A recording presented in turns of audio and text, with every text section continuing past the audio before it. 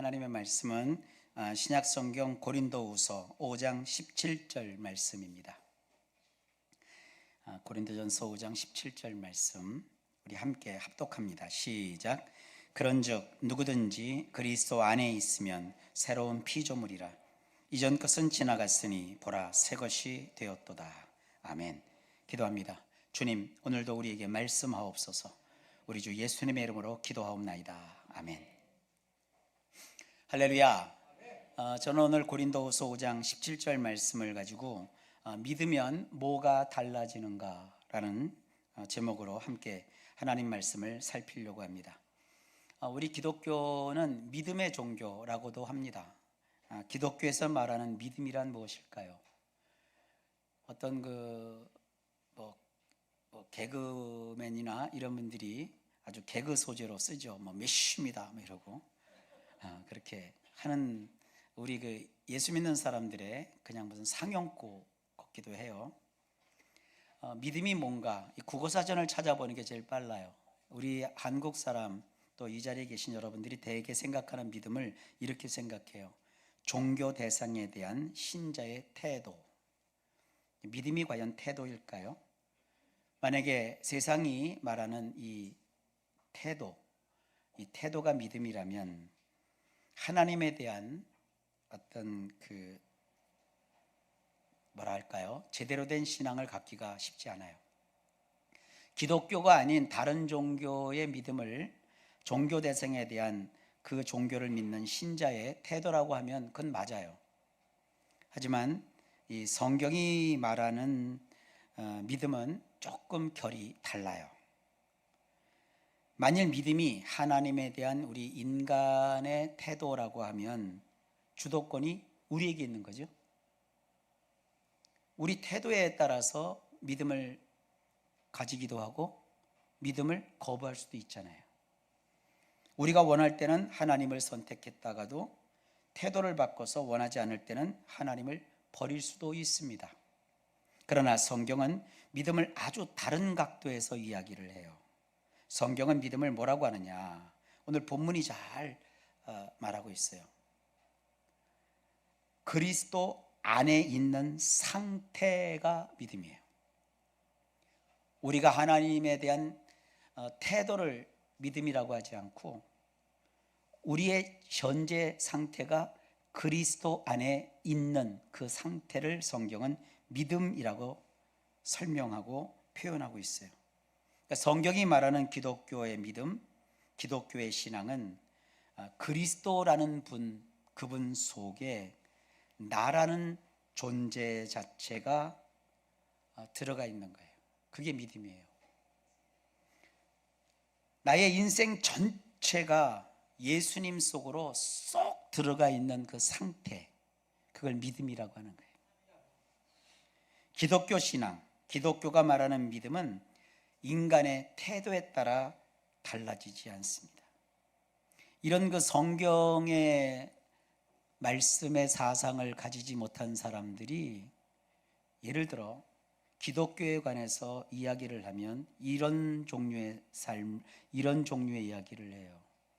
너 그렇게 믿어갖고 천국 갈 수 있냐? 너 그딴 식으로 믿어서 예수 믿는 사람이라고 할 수 있냐? 그렇게 얘기를 해요. 태도만 본 거죠. 그 사람의 상황이 어떤지를 모르는 거예요.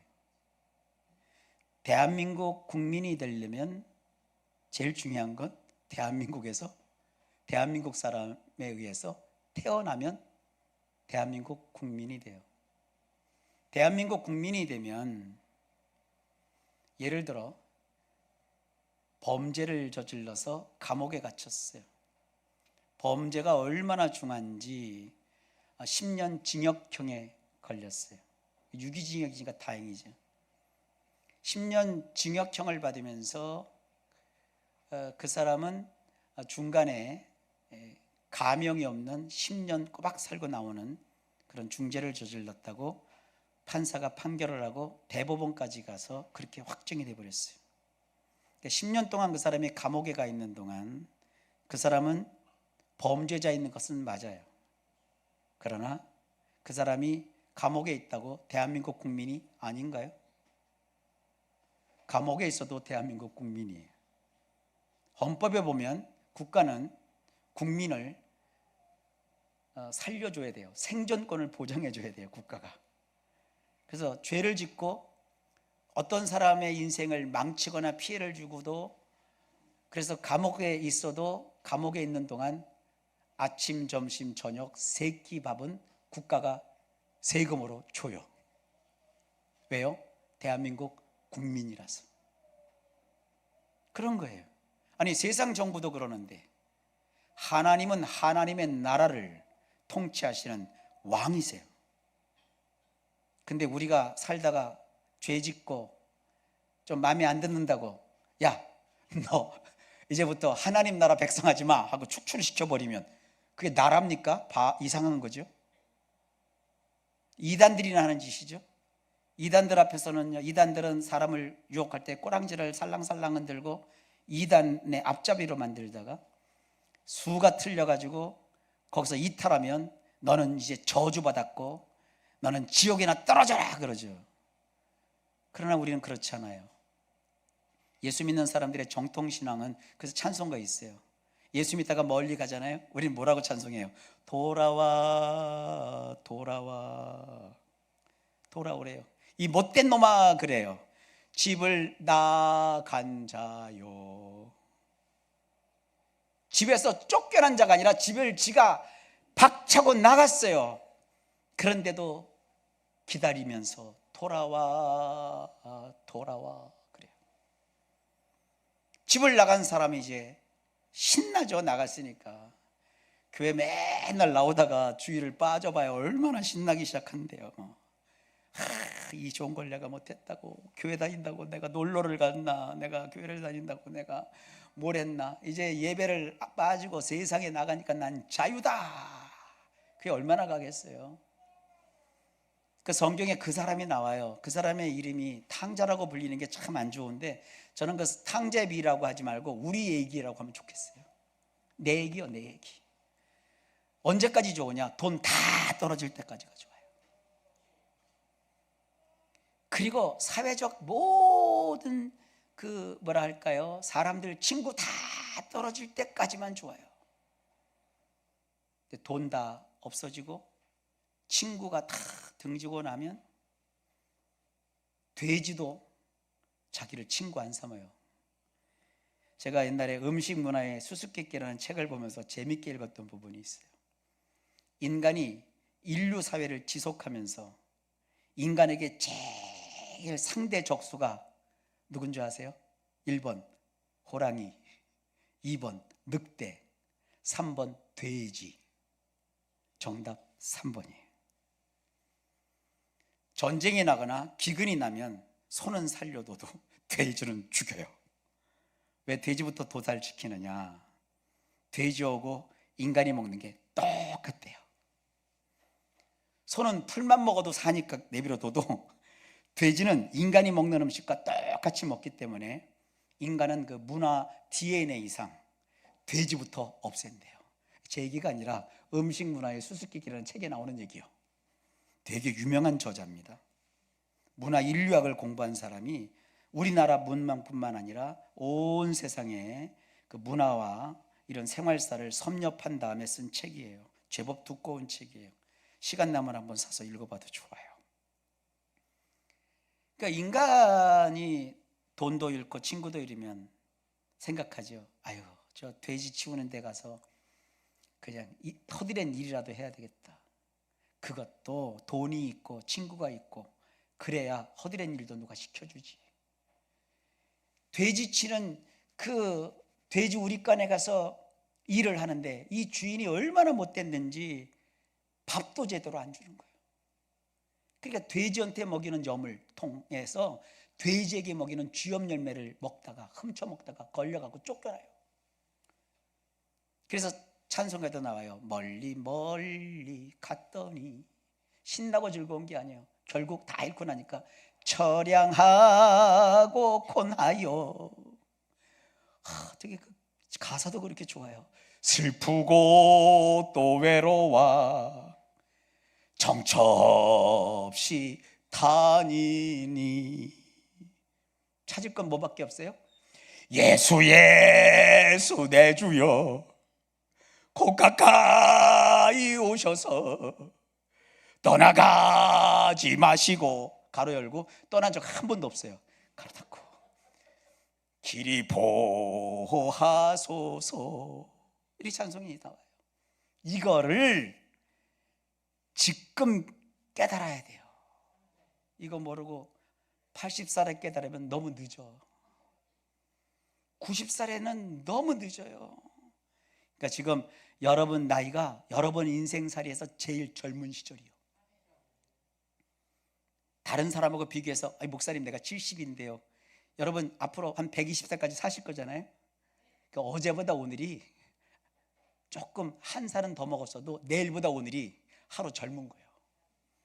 그러니까 한 살이라도 젊었을 때, 하루라도 젊었을 때 이거 깨닫고 오늘 말씀의 은혜를 꼭 붙잡으세요.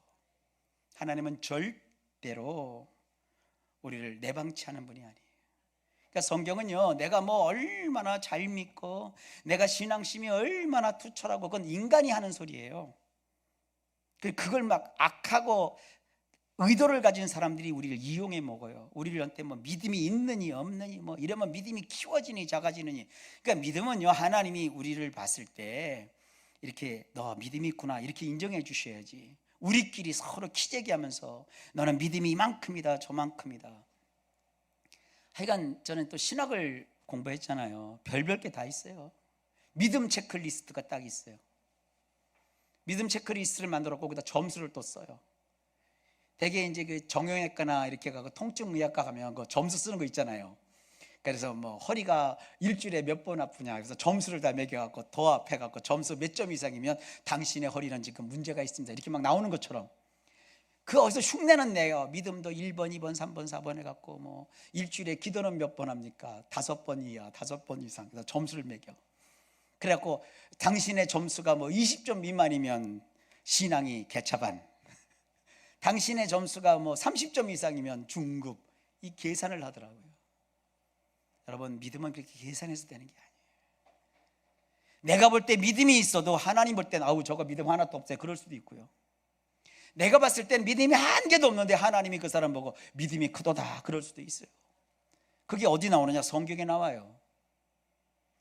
이 성경에서 자칭 믿음이 좋은 사람들 하면 단연 바리새인, 사두개인, 율법학자들, 그리고 서기관들, 제사장들이에요.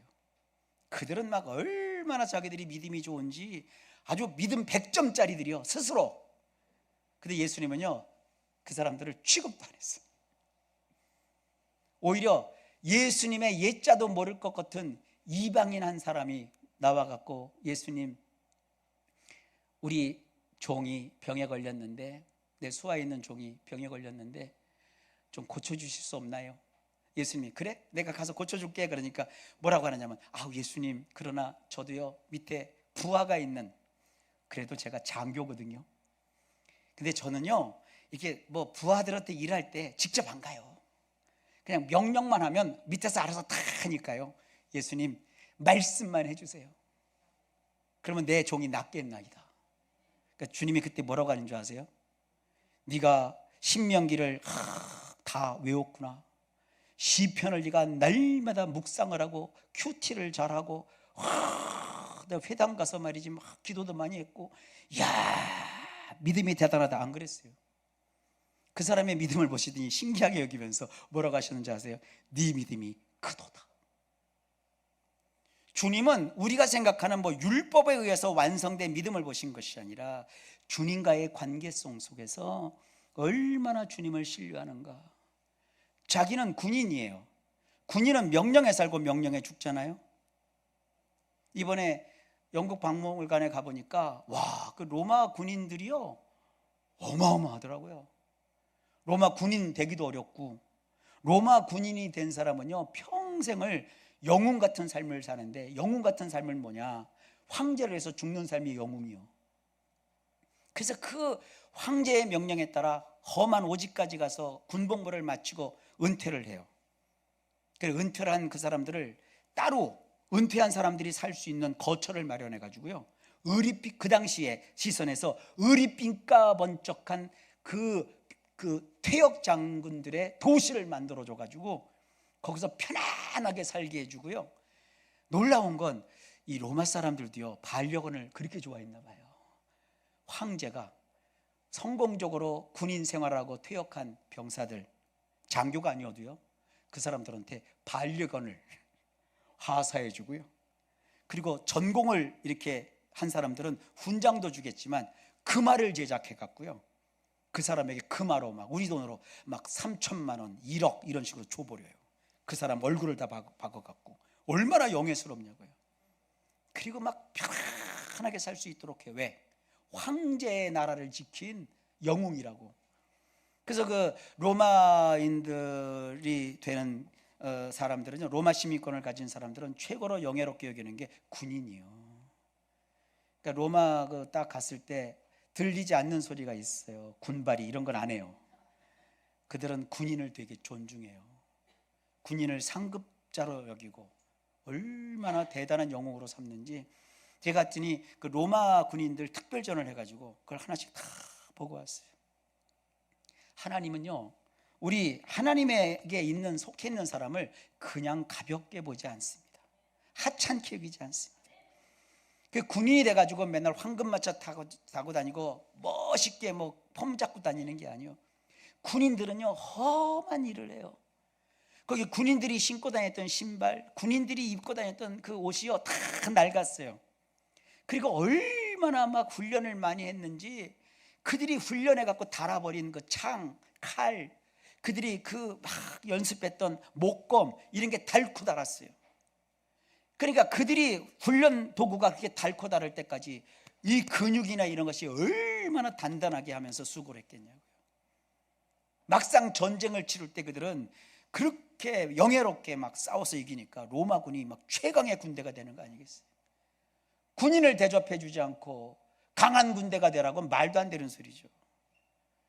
군인들이 군인답게 막강 군인이 되도록 막 황제가 어마어마하게 막 그 지원해 준 것이 나와요. 그러니까 막 그들이 오지에도 들어가고 험한 골짜기도 들어가고 막 구정물 속에 들어가서도 훈련을 하고 작전을 하기 위해서는요, 별짓을 다 해요. 별 험한 일을 다 해요. 그래도 자기들이 그걸 영광스럽게 여겨요. 이 일을 하고 생존하면 나와 우리 가문이 로마에서 대단한 영웅의 가문이 된다, 이런 자부심을 갖는 거예요. 그러면서 우리 하나님께서 계속 그걸 갖다가, 그 문화를 갖다가 성경이 하면서 너희는 예수 그리스도의 군사라, 우리는 예수 그리스도의 군사라고 주님 말씀하셨어요. 우리는 군사라고요. 근데 예수 믿는 사람들이 스스로 믿음을 정해놓고 키재기를 하면서 내가 몇 점짜리, 너는 몇 점짜리 이러고, 너는 천국 가니 많이. 천국은 우리가 놓고 장사할 대상이 아니에요. 천국은 왕이신 하나님이 믿는 자에게 주신 하사품이요. 이제 우리는 예수 안에 있는, 존재하는 자로서, 예수 안에 들어있는 상태로서 살아가는 삶 자체가 믿음의 생활이에요. 자, 여기서 뭐 더 얘기를 하자면 되게 이야기들이 복잡해지니까 일단 이 정도로 해놓고요, 오늘은 예수를 믿으면 나에게 구체적으로 뭐가 달라지는지에 초점을 두고 몇 가지 말씀을 더 진행하려고 합니다. 방금 전에 믿는다는 것을 제가 새롭게 여러분들에게 정의해 드렸어요. 성경에 터잡아서 믿는다는 것은 내가 그리스도 안에 들어있는 상태라고 말했어요. 자, 그럼 어떻게 우리가 그리스도 안에 들어가게 될까요? 어렵지 않아요. 요한복음 1장 12절에 똑 부러지게 나와요. 영접하는 자 이꼴 그 이름을 믿는 자들에게. 영접하는 것이 곧 믿는 거라고 되어 있어요. 영접하는 자 곧 그 이름을 믿는 자들에게는 하나님의 자녀가 되는 권세를 주셨다라고 말씀합니다. 영접하는 것 곧 예수님을 내가 받아들이는 것, 예수님을 받아들임으로써 그리스도 안에 들어간다고 성경이 말하고 있어요. 내가 그리스도 안에 들어간 상태를 가리켜 제가 믿음이라고 얘기했죠. 그래서 성경은 영접하는 자, 곧 그 이름을 믿는 자라고 정의하고 있는 거예요. 예수님을 받아들이면 예수님을 영접하면, 즉 내가 예수님 안에 들어가면, 예수님을 믿으면 그 사람은 그 즉시 자동적으로 하나님의 자녀가 되는 특권을 누리게 돼요. 교회를 좀 다녀보다가 신앙생활을 좀 해보다가 점수가 돼서 하나님 나라에 들어갈 수 있는 자격을 얻고 하나님 자녀가 되는 게 아니에요. 예수님을 받아들인 그 순간, 그것도 내가 받아들이는 게 아니에요. 받아들이도록 뒤에서 작용하시는 분이 있어요. 그 얘기를 하면 복잡해지니까 그건 빼놓고 할게요. 내가 예수를 받아들이도록 누군가가 도와주셔요. 그분이 성령님인데, 이 받아들인 순간 내가 느끼든 느끼지 않든, 알아차리든 알아차리지 않든 나는 하나님의 자녀가 되는 거예요. 이렇게 고백하는 사람들이 제일 위험해요. 어떤 사람이 어떤 세미나를 다녀왔대요. 여름 되면 그런 걸 많이 해요. 무슨 신앙 세미나 같은 데 가갖고 뭐 수련회도 가고 막 이래갖고 강사님한테 오늘 새로운 걸 배워갖고 지금껏 믿었던 거 다 잘못됐대. 이제 내가 바로 믿었대. 올해 그렇게 얘기가 나서 그 사람은요, 내년에 또 그렇게 얘기한다고. 그게 잘못된 얘기예요. 믿음은 뭐 새롭게 들었다고 해서 확 달라지고 뭘 좀 깨달았다고 해서 확 생기고 그런 게 아니라니까요. 그냥 예수 그리스도를 받아들일 수 있으면 그 다음부터 내가 주님께로 퐁당하고 들어가 있는 거예요. 이것을 성경은 이 현상을 이렇게 표현해요. 요한복음 3장 8절인데 아주 쉽게 번역한 새 번역에서 제가 그대로 읽어드릴게요. 바람은 불고 싶은 대로 분다. 너는 그 소리를 듣지만 어디서 와서 어디로 가는지는 모른다. 성령으로 태어난 사람은 다 이와 같다. 예수를 믿는다는 것은 내가 분별하고 복음을 듣고 깨달아서 되는 게 아니에요. 70년대를 이렇게 지나면서 80년대 넘어올 때 대한민국에 파라처치 운동이라는 게 일어났었어요. 이 파라처치라는 말이 좀 어렵죠. 처치가 교회라는 뜻인데 이 파라라는 말은요, 이렇게 널리 퍼져 있다, 두루두루 뭐 이런 식으로 생각을 하시면 돼요. 그래서 파라처치가 왜 일어났냐면, 교회를 다니는데 예나 지금이나 젊은 사람들은 교회가 잘 안 맞아. 체질이 이상하죠. 젊은 사람들끼리 이제 따로 모이는데, 우리 때는 이제 대학이라는 문화가 있었고 또 공단이라는 문화가 있었어요. 공단 그러면 대전은 대화공단 생각하시면 되고 더 큰 건 구로공단을 생각하시면 돼요. 근데 공단에 젊은 사람들이 많이 모이고 대학에 젊은 사람들이 많이 모이잖아요. 지금 대학생들은 우리 때 그 70년대 80년대 대학생들하고 또 문화가 달라요. 지금은 교복 안 입고 다니니까 이게 딱 통제된 그 시스템이 뭔지를 잘 몰라요. 선생님들의 잔소리는 똑같아도 통제가 있다고, 통제가. 그래서 교복도 있고 딱 각을 갖추고 살았어야 돼요. 그러다가 이제 대학이라는 데 딱 들어가니까 이게 자유가 확 오잖아요. 신앙도 마찬가지예요. 그러니까 이 신앙을 제대로 해보겠다고 이런 그 대학이나 이런 데서 또 공단에서 예수 믿는 사람들끼리 모여서 모임을 갖기 시작을 했어요. 근데 어떻게 이 모임을 할 줄 모르니까, 그때는 동아리라는 그 개념도 없었어요. 모여갖고 교회 사듯이 예배도 드리고 성경도 공부하고, 그러다 보니까 교회는 그래도 신학을 공부한 목사님들이라든지 장로님들 또 권사님들이 교회 체제가 있고 조직이 있으니까 이게 옳고 그른 걸 분별하면서 질서가 잡히잖아요. 근데 또 동아리, 또래 집단이 모인 데서는 이제 그런 게 없고 자유로우니까 성경도 자유롭게 보고 성경도 자유롭게 해석을 하기 시작한 거예요. 그러니까 성경은 누구나 볼 수 있지만 이렇게 성경에 대해서 안내하는 사람, 가르치는 사람, 디모데에게 바울이 있었듯이 젊은 사람에게는 성경을 제대로 가르쳐 주시는 이런 지도자가 없으면 자기들 식으로 성경을 해석하게 돼요. 그래서 기존 교회와 이 교회 밖에 어떤 대학생들이라든지 공단에서 일하시는 젊은이들의 이 신앙관이 차이가 생겨요. 그래서 막 교회가 난리가 났었어요. 그래서 기독교회는 쟤네들 흔히 하는 말이 있잖아요. 잘못됐다, 이단이다, 저렇게 믿으면 안 된다. 이럴 즈음에 이 기독교계의 지도자들과 신학자들이 모여서 아니다, 우리 한번 상황을 다시 한번 살펴보자. 그러면서 정리한 게 뭐냐면, 기존 교회도 있고 교회 밖에서 그들도 믿는 자들의 모임이 교회라고 성경이 말하고 있으니 저들도 정상적인 교회 모임이라고 인정을 해주자. 그래서 명칭을 붙이기 시작한 게 그게 파라처치예요. 근데 이 파라처치 운동을 하면서 좋은 점도 참 많지만 아주 치명적인 약점 중에 하나가 뭐냐 하면, 이 신학을 잘 모르고 성경을 모르니까 세상 기준으로 어떻게 얘기했느냐, 그 중에 한 얘기가 그겁니다. 이 영접한다, 예수님을 영접한다, 이런 걸 갖다가 어떻게 얘기하냐면, 자, 우리가 태어났잖아. 또 거듭났다라고 우리 성경이 번역을 해놓으니까, 원래 이 거듭났다는 번역은 정확한 번역이 아니에요. 거듭났다라고 번역한 것은요, 물과 성령으로 거듭나지 아니하면 하나님의 나라에 들어갈 수 없다고 번역한 이 거듭났다는 것은 두 번 태어났다는 뜻이 아니라 하늘로부터 태어났다, 이런 의미가 더 강한 거예요. 근데 뭐 신학도 안 하고 원어도 모르는 분들이 그걸 어떻게 이해하겠어요?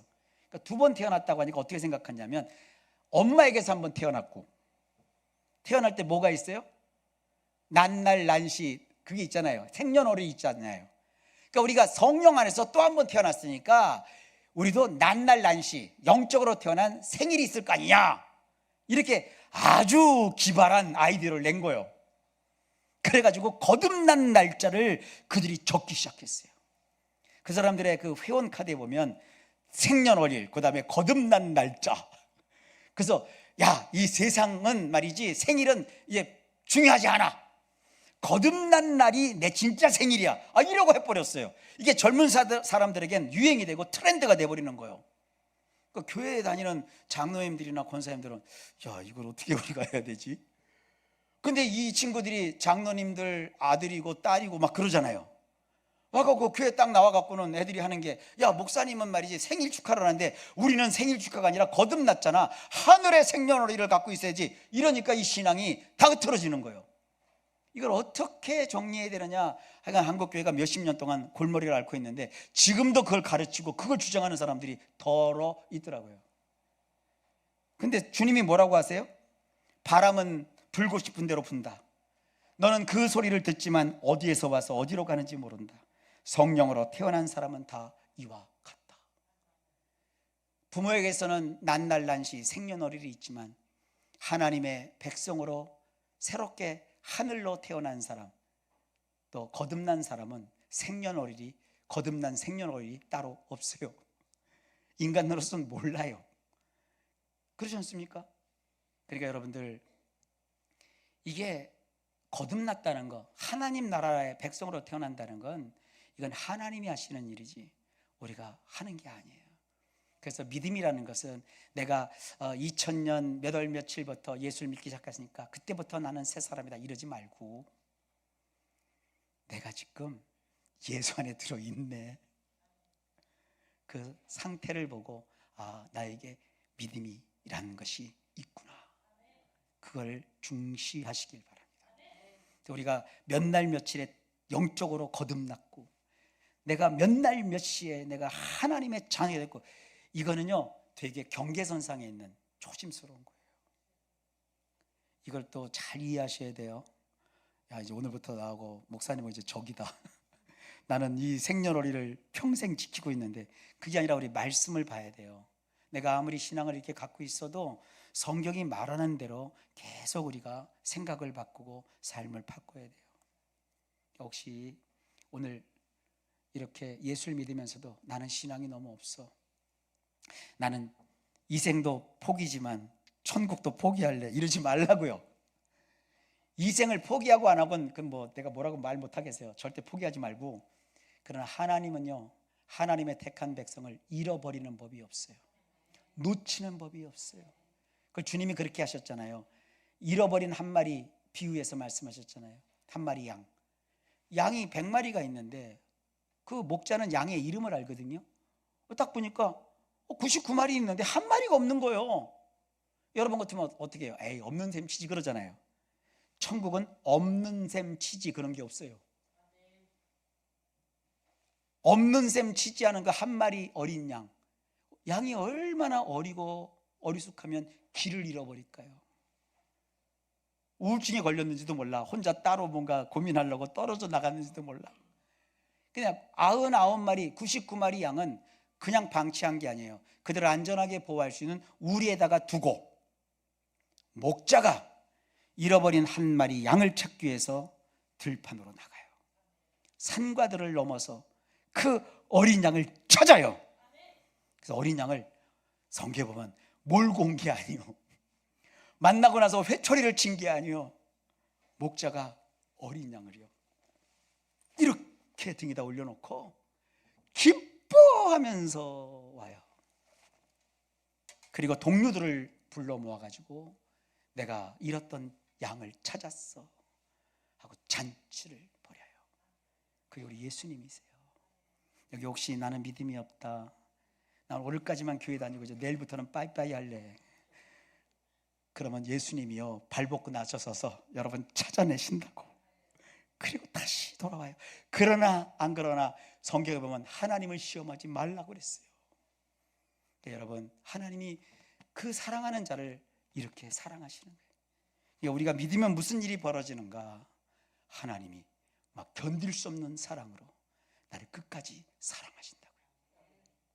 여러분, 저 부모님들이 계신 분도 있고 벌써 고아되신 분도 계시고 그러실 텐데, 언제 부모님 사랑을 많이 느끼셨어요? 대개 물어보면 저기 여성분들은 출산하고 느꼈대요. 출산하고. 아빠들은요, 아빠들도 여러 가지가 있어요. 자식 낳고 키워보면서 아이고 저 새끼 보면서 젊은 새끼, 아이고 나도 저랬구나, 우리 아빠 우리 엄마, 아이고 나 하나 키우려고 고생 많이 하셨구나, 이렇게 느낀대요. 남자들이 그렇게 느낀대요. 그러니까 이게 잘할 때는 몰라요. 그냥 부모가 원망스럽기도 하고 날 좀 몰라주시는 것 같아갖고 어떤 때는 좀 짜증도 나기도 하고, 왜 엄마와 아빠 왜 저럴까, 왜 아빠는 왜 저렇게밖에 생각을 못할까, 이렇게 우습게 보일 수도 있지만, 그런데 지나놓고 여러분이 나이가 들고 이 부모님이 내 곁을 떠나는 때가 되면 뒤늦게 철이 들어서 나 쉴 때 괴로움, 그 노래 부르면서 우는 거요. 그 양주동 박사님이 그거 노래 지면서 대한민국 국민을 울리려고 적겠어요? 자기의 살아온 인생을 그 국어학자께서 보면서 그걸 시를 썼는데, 그걸 노래로 하는데 그게 막 사람들의 마음에 공감이 오니까 나실 때 괴로움 다 잊으시고, 그걸 노래를 만들고 부르면서 다 눈물이 나요. 그런 거 아니겠어요? 여러분, 인간 사이도 그런데 하나님과 우리 사이도 마찬가지예요. 이것만 기억하세요. 예수를 믿으면 무슨 일이 벌어지느냐, 뭐가 달라지느냐? 없었던 하나님의 사랑이 나에게 생긴 거요. 그러니까 나는 평생 뭐 신앙이 좋다 나쁘다 우리 그런 것 따지지 말고 시시하게 내가 몇 날 며칠에 거듭났다 안 났다, 너는 잘 믿느냐 안 믿냐 이렇게 하지 말고, 예수님 영접한 그 순간부터 나의 안에는 하나님의 사랑이 있구나, 하나님이 나를 정말 끝도 없이 사랑하는 거야. 내가 무리를 벗어나서 홀로 외딴 곳에 떨어졌어도 그 하나님이신 예수님이 양을 잃어버린 그 양을, 어린 생명을 찾아서 나서신 예수님처럼 나를 찾아 나서시는 그 사랑을 내가 입고 있구나, 그걸 이해하고 가시길 바랍니다. 자, 그러면 이렇게 하나님의 사랑을 받고 믿는 우리가 삶을 살 때 그래도 믿는 자답게 사는 게 뭘까 한번 말씀을 드리고 싶어요. 그것이 에베소서 4장 31절과 32절에 있는데, 우리 성경도 훌륭하지만 우리 성경의 뜻이 조금 어려워서 제가 이거를 원문에서 번역을 해갖고 주보에다가 실었어요. 자, 한번 제가 읽어드릴게요. 모든 쓸개처럼 쓴 것. 쓸개 안 드셔봤나요?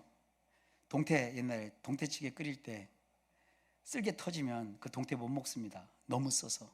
쓸개는 써요. 근데 우리 인생에 그런 쓸개처럼 쓴 것, 살다 보면 열받죠. 열받으면 씩씩거리잖아요.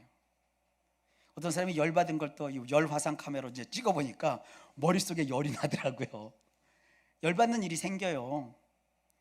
그리고 왜 과일과 채소를 맛있지만 요 과일과 채소를 이렇게 믹스에다 놓고 갈면 이게 다 막 그냥 가루가 되면서 물이 돼 버리잖아요. 이게 주스를 마시는데 우리 인생이, 우리 마음이 이 가루가 될 때가 있어요. 이것저것이 다 섞여가지고 믹스에 갈린 듯한 그런 마음 생태가 될 때가 있어요.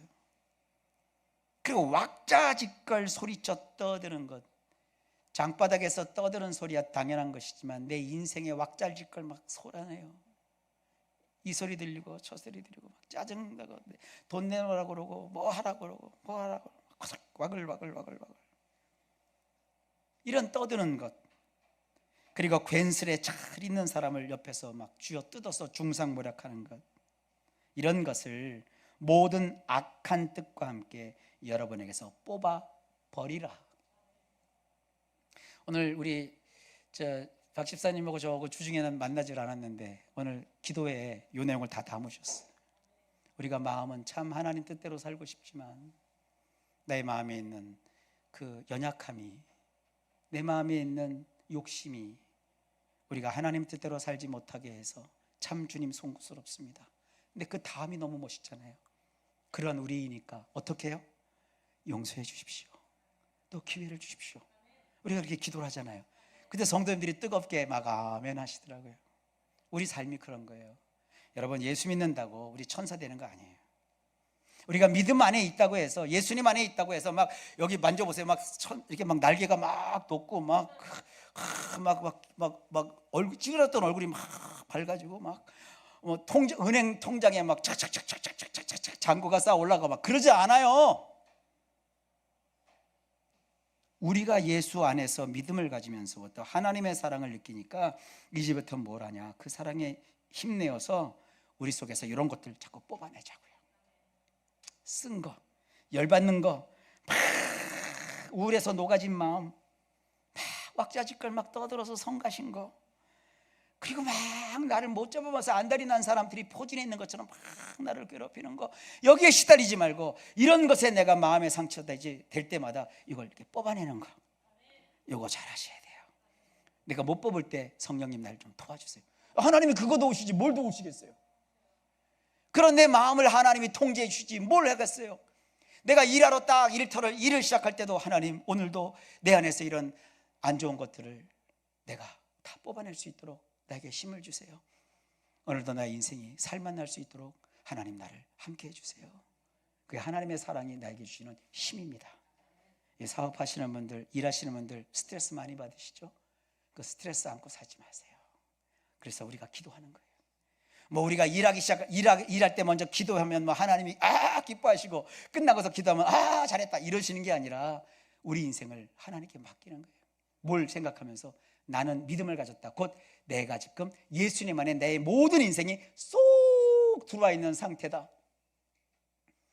그런데 나에게 뭐가 있다 믿으니까 하나님의 그 엄청난 사랑이 나에게 있다.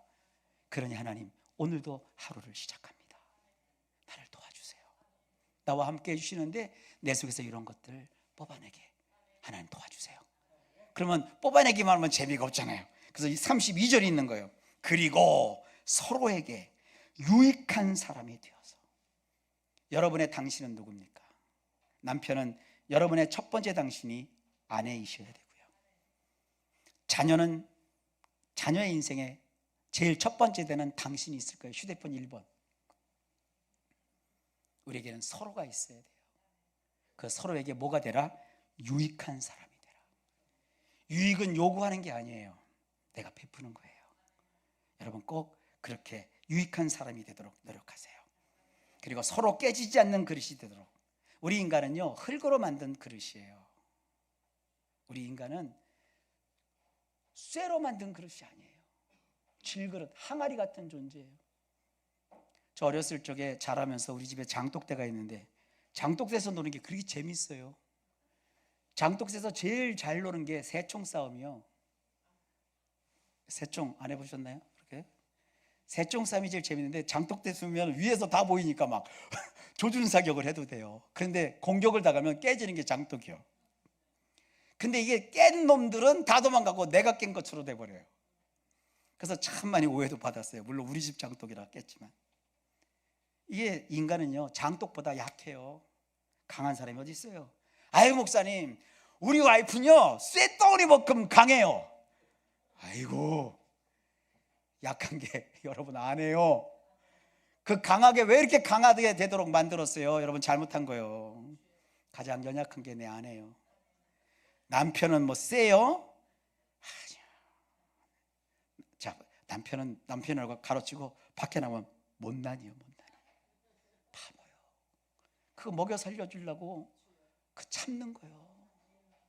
아, 그 왜 성질이 없겠어요? 다 있죠. 뭐가 없겠어요?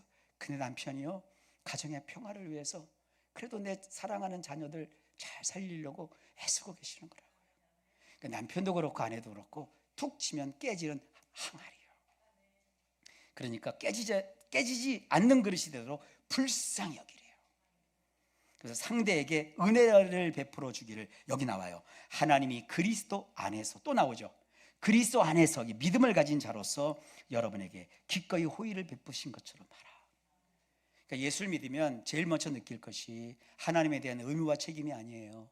나를 향한 하나님의 사랑을 깊이 느끼시고 하나님이 나를 사랑한 것처럼 여러분도 삶 속에서 조금씩 이렇게 베풀며 은혜를 베푸는 그런 삶을 살아가십시오. 이게 예수를 믿으면 우리 속에 생기는 큰 변화입니다. 그렇게 되면 세월이 지나잖아요. 기적이 여러분의 것이 됩니다. 기도합니다. 하나님, 예수 믿으면 달라지는군요. 믿음을 가지면 뭔가가 변화된다는 것을 오늘 조금 감을 잡았습니다. 우리 성도들 정말 세상에 나가서 하나님의 사랑이 나에게 엄청나게 있다는 사실을 마음껏 느끼면서 삶을 살 수 있도록 도와 주옵소서. 예수님 이름으로 기도하옵나이다. 아멘.